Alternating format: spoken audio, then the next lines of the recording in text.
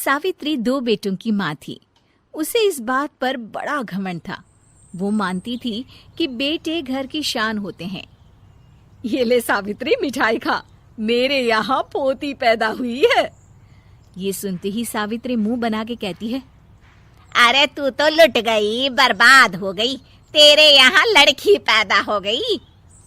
अरे तू ऐसा क्यों कह रही है? मैं तो बहुत खुश हूँ। अरे जब तेरी पोती के पीछे तुझे खर्चे पर खर्चे करने पड़ेंगे ना, तब ये तेरी सारी खुशी गम में बदल जाएगी।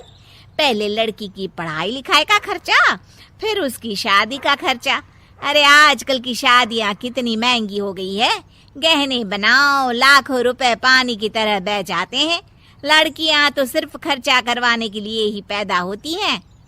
इस तरह लड़कियों के प्रति अपने विचार व्यक्त करते हुए सावित्री ममता को लंबा चौड़ा भाषण देके चली जाती है। अब तो आप लोग इस कहानी में सावित्री देवी का पात्र अच्छी तरह समझ ही गए होंगे। कुछ समय बाद सावित्री की बड़ी बहू भी एक लड़की को जन्म देती है। फिर क्या था, सावित्री पूरा आसमान सर पर उठा लेती है। हे भगवान, ये तू मुझसे किस जन्म का बदला ले रहा है? अरे मैं तो मंदिर में रोज आकर तुझसे कहती तो थी कि मुझे एक पोता चाहिए, और तूने मुझे पोती दे दी। इतनी मिठाइयाँ और प्रसाद चढ़ाने का क्या फायदा हुआ? तभी सावित्री की बहू निशा कहती है, क्या माँ जी, आप भी इतनी सी बात पर नाराज हो गई हैं? देखिए तो आपकी पोती कितनी सुंदर है, बिल्कुल आप पर गई है। अरे चुप कर, तुझे 9 महीने इतने महंगे महंगे काजू बादाम फल फ्रूट खिलाने का फायदा क्या हुआ? मेरे तो सारे पैसे बर्बाद हो गए। ये सुन सावित्री का बड़ा बेटा अजय कहता है, माँ, तुम सिर्फ नाम के लिए 2020 में रहती हो। असल में तुम्हारा दिमाग सैकड़ों साल पुरानी सोच रखता है। आज के जमाने में लड़का और लड़की में कौन फर्क करता है? मैं तो बहुत खुश हूँ कि भगवान ने मुझे लक्ष्मी के रूप में बेटी दी है। लेकिन सावित्री पर अजय की बातों का कोई असर नहीं होता। नालायक, अपनी पत्नी की जबान बोल रहा है। मेरा बड़ा बेटा तो हाथ से गया। लेकिन सावित्री देवी हार मानने वाली नहीं थी। वो पोते की चाह में अपने छोटे बेटे विजय की शादी करवा देती है। कुछ समय बाद आखिरकार वो दिन आ ही जाता है जब सावित्री की छोटी बहू गर्भवती हो जाती है। सावित्री इतनी खुश हो जाती है कि वो बच्चे के जन्म से पहले ही सारे मोहल्ले में ढिंढोरा पीटने लगती है। ये क्या सावित्री, तू तो पोते के जन्म से पहले ही मिठाई बांट रही है। पहले पोता पैदा तो होने दे, और फिर क्या पता अगर पोते की जगह पोती पैदा हो गई तो। ये सुन सावित्री चिढ़ जाती है। अरे अपनी काली जबान मत चला, मेरी मिठाई खा के मेरा ही बुरा सोच रही है। बड़ी आई, ला मेरी मिठाई वापस कर। देख लेना, इस बार मेरे यहाँ पोता पैदा होगा, पोता। लेकिन ठीक इसका उल्टा होता है। सावित्री की छोटी बहू भी एक लड़की को जन्म देती है। सावित्री फिर से रोना धोना शुरू कर देती है और अपनी छोटी बहू को कोसते हुए भला बुरा कहने लगती है। देखते ही देखते ये सावित्री की रोज की आदत हो जाती है। एक दिन उसकी इस आदत से परेशान होकर विजय अपने भाई अजय से कहता है, भैया, माँ खुद एक औरत होकर हमारी बेटियों को पसंद नहीं करती, उल्टा उन्हें रोज कोसती रहती है। मुझे माँ की यह आदत बिल्कुल पसंद नहीं आती। अरे तू ठीक कहता है, मैं भी अब माँ से तंग आ गया हूँ। अच्छा, तो अब तुम दोनों इस तरह पीठ पीछे मेरी बुराई भी करने लग गए हो? नहीं माँ, हम चाहते हैं कि घर में शांति बनी रहे। हमें हमारी बेटियाँ बहुत प्यारी है। मैं नहीं चाहता कि वह तुम्हारे ताने सुन सुन कर बड़ी हो, और इसीलिए हम दोनों ये घर छोड़कर चले जाएंगे। हाँ माँ, मैं भैया की बात से सहमत हूँ। जब तुम इस घर में अकेली रहोगी तब तुम्हें अपनों की कीमत का एहसास होगा। अपने दोनों बेटों के मुंह से अपनी माँ के लिए इतने कठोर शब्द सुन सावित्री भावुक और रुआंसी होकर कहती है, क्या सच में तुम दोनों मुझे इस घर में अकेली छोड़कर चले जाओगे? हाँ माँ। हाँ माँ, अब पानी सर के ऊपर जा चुका है। मैं तुम दोनों के बिना नहीं रह सकती। अपनी सास के आंसू देख अजय और विजय की पत्नी अपने पतियों से लड़ पड़ती है। अरे जिसे जाना है वो जाए, मैं माँ जी को छोड़कर कहीं नहीं जाने वाली। भाभी, आप ये क्या कह रही हैं? वही जो तुम सुन रहे हो। दीदी बिल्कुल सही कह रही है। हम बेटियों के संस्कार हमें सिखाते हैं कि सास माँ समान नहीं बल्कि माँ ही होती है और उस माँ की जिंदगी भर सेवा की जाती है। बेटे अपना फर्ज भूल सकते हैं, लेकिन बेटियां नहीं। आप दोनों शौक से जा सकते हैं। माँ जी, हम दोनों के रहते आपको किसी बात की फिक्र करने की जरूरत नहीं। फिर क्या था, सावित्री के ऊपर छाए बेटों के घमंड के बादल उसकी बेटी स्वरूप बहुओं के तेज के आगे आंसू के रूप में परिवर्तित होकर सावित्री की आंखों से बहने लगते हैं और वो उन दोनों को गले लगा लेती है। मैं जिंदगी भर बेटियों को कोसती रही, लेकिन आज तुम दोनों को देख मुझे समझ आ गया कि बड़े अभागे होते हैं वो लोग जिनके घर बेटियां नहीं होती।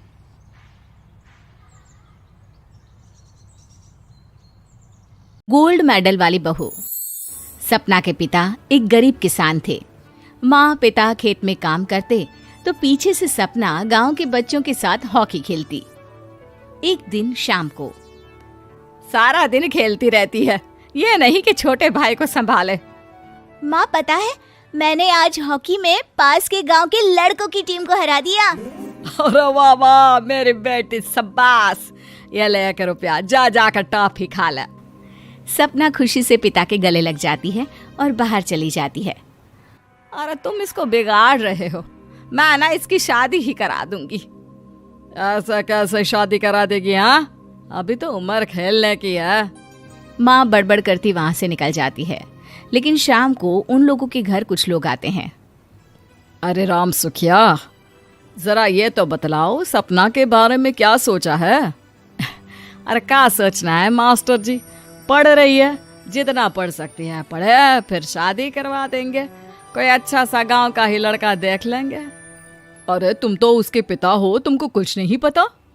माँ घबरा जाती है। अरे का मास्टर जी, का पता नहीं, का हो गया? हम तो इनसे पहले ही बोल रहे थे कि लड़की की जात है, संभाल लो। अरे भाभी जी, आप भी ना कभी अच्छा भी सोच लिया करो। अरे सपना क्या खेलती है हॉकी, बड़े से बड़े आदमी भी नहीं जीत पाते हैं उससे। कल गांव में एक टीम आ रही है, लड़कियों की हॉकी खेलने उसे भेज देना, वहाँ शायद कुछ बात बन जाए। अरे ना मास्टर जी, कोई खेल वेल नहीं करवाना हम लोगों को, वो भी शहर के लोगों के साथ तो बिल्कुल भी ना। शहर के लोगों को ना कोई भरोसा नहीं होता मास्टर जी। अरे कैसी बात कर रही हो सपना की माँ, बुरा आदमी तो हर जगह मिल जाएगा, उसके लिए शहर का और गांव का। हाँ मास्टर जी, हम लोग तैयार हैं, कल आ जाएगी सपना वक्त से। माँ के लाख मना करने पर भी पिता सपना को हॉकी टीम के लिए भेज देते हैं। शाम को सपना वापस आती है, लेकिन लटके मुंह से। और क्या हो गया, मार खाई हो का? कौन मारेगा हमें? कोई मार वार खाकर नहीं आए। अरे फिर शकल पर 12 क्यों बजे है, बताओगी? देखो माँ, आप समझोगी नहीं, बताकर फायदा क्या है? अरे बिटिया रानी, हम तो समझेंगे ना, हमें ही बता दे। सपना पापा के गले लग जाती है। पापा, मैं ना सिलेक्ट हो गई हूँ भारत की हॉकी टीम में खेलने के लिए। अरे वाह, ये तो बहुत ही खुशी की बात है मेरे बच्चे। फिर मेरी गुड़िया काहे परेशान है? पापा, मुझे दिल्ली जाना पड़ेगा आगे की प्रैक्टिस के लिए। माँ जो सारी बात सुन रही होती है, जोर से चिल्लाती है। एक पैसा नहीं है मेरे पास, समझे? कुछ नहीं दूंगी। शादी के लिए लड़का फाइनल भी कर दिया है, कल्ले का बेटा, वो शादी कर लेगा तुमसे। सपना पिता की ओर देखती है। अरे देख सपना, खेलने दिल्ली जाना है तो सिर्फ इसी शर्त पे कि आकर कल्ले से बेटे से चुपचाप शादी कर लेगी, बोल। अरे ठीक है ना, कल्ले का बेटा तो बहुत ही समझदार है, सरकारी नौकरी है उसकी, मान गया वो तो सपना शादी कर लेगी। सपना भी धीरू, जो कि कल्ले का बेटा था, उसे जानती थी।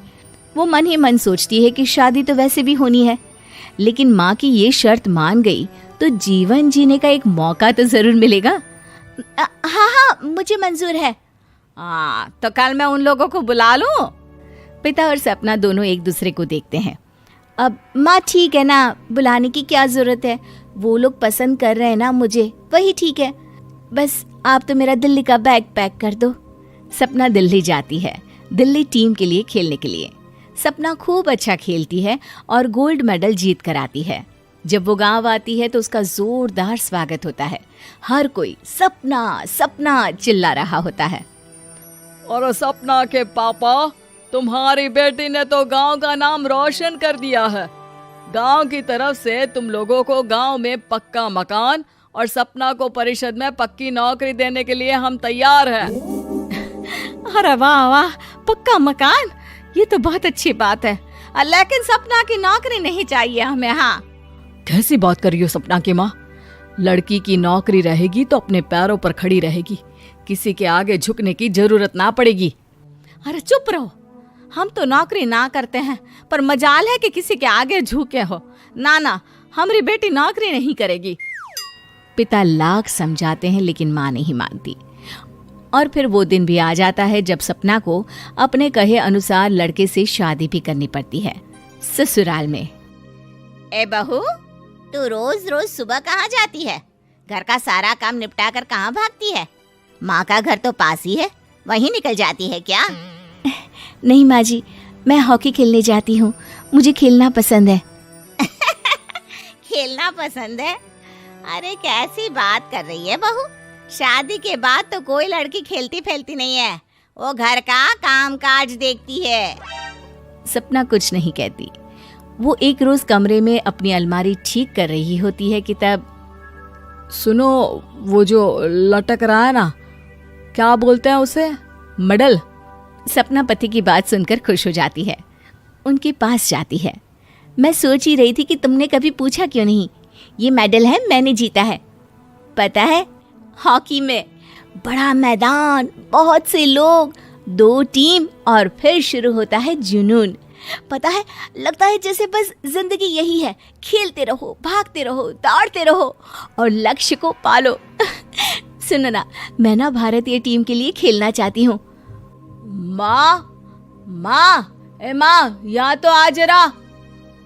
सपना हैरान हो जाती है कि ये क्या हो गया, पति अचानक से माँ को क्यों बुला रहा है। हाँ बेटा, क्या हो गया? काहे गला फाड़ रहे हो? माँ, ये सपना क्या कह रही है? अरे बीवी तो बोलती ही रहती है बेटा, लेकिन क्या हो गया, चिल्ला क्यों रहे हो? ऐसा क्या बोल दिया इसने? माँ ये बोल रही है कि इसको खेलना है भारतीय टीम के लिए। सपना डर जाती है। नहीं नहीं माँ जी, मैंने कहा कि मैं चाहती हूँ कि वो मैं बोला था ना, शादी के बाद कोई खेलता नहीं, घर का काम काज देखता है, लेकिन फिर भी। नहीं माँ जी, ठीक है, मैं घर का काम देखूंगी, कल से मैं खेलने भी नहीं जाऊंगी, माफ कर दीजिए। सपना पति की तरफ देखती है जो माँ की तरफ देख रहा होता है। उसे गुस्सा तो आता है लेकिन करती भी तो क्या, सास के सामने कैसे पति की क्लास लगाती। अरे बेटा, अब क्यों घूरे जा रहे हो बहू को? माँ, अभी इस बात का फैसला करके जाना, वरना ये तो तेरे कमरे से जाने के बाद मुझे। अब चुप हो जाइए आप, छोटी सी बात का बतंगड़ मत बनाइए। छोटी सी बात? बहू, ये कोई छोटी बात नहीं है। जो लड़की दिल्ली के लिए गोल्ड मेडल ला सकती है, वो देश के लिए भी तो गोल्ड ला सकती है ना। हम लोगों को किसी चीज की कमी नहीं है बहू, घर का काम तो कोई भी कर लेगा, लेकिन देश का नाम रोशन करने के लिए सपना चाहिए। जा बहू, तेरी ट्रेनिंग का सारा इंतजाम तेरे पति ने कर दिया है, जा खेल और देश का नाम रोशन कर। सपना की आंख में आंसू आ जाते हैं।